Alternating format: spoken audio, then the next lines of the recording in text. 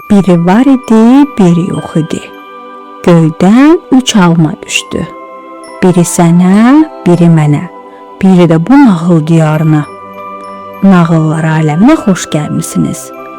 Əgər siz də nağılları bizim qədər sevirsinizsə, kanala abunə olun, videonu bəyənin və nağılı dostlarınızla paylaşın.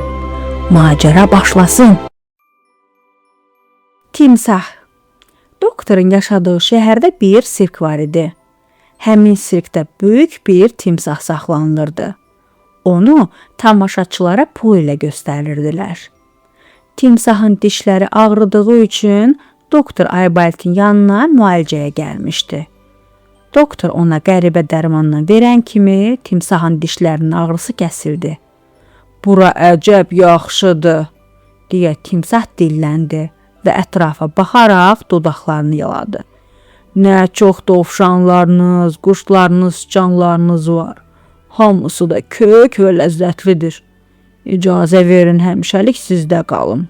Sirk sahibinin yanına qayıtmaq istəmirəm. O məni pis yedirir, döyür və incidir." "Qal," deyə doktor dilləndi. "Buyur. Ancaq bax, həddini aşma.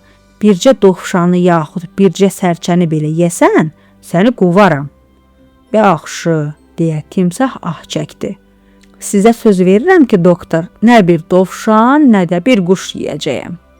Beləliklə timsah doktorun yanında qaldı. O çox sakit idi. Heç kimə toxunmur, çarpayının altında uzanaraq çox uzaqlarda, isti Afrikada yaşayan qardaş və bacıları haqqında fikirləşirdi. Doktorun timsahdan xoşu gəlir və tez-tez onunla oturub söhbət edirdi.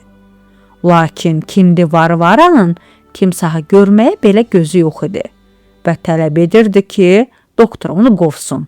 "Onu görmək belə istəmirəm," deyə Varvara qışqırırdı. "O iyrənc və iri dişlidir. Nəyə toxunursa korlayır. Dünən pəncərədə düşüb qalmış yaşıl tumanımı yeyib." "Lap yaxşı eləyib," deyə doktor cavab verdi. "Paltarı pəncərəyə tullamaq yox, şkafa qoymaq lazımdır." "Bu iyrənc timsaha görə adamların çoxu bizə gəlməyə qorxur," deyə Varvara sözünə davam etdi. "Təkcə kasıblar gəlir ki, onlardan da sən pul almırsan və buna görə də indi elə kasıblanmışıq ki, özümüzə çörək almağa belə pul tapmırıq." "Mənə pul lazım deyil," deyə doktor cavab verdi. "Pulsuz da mənim işim keçir. Heyvanlar məni də, səni də yedirirlər."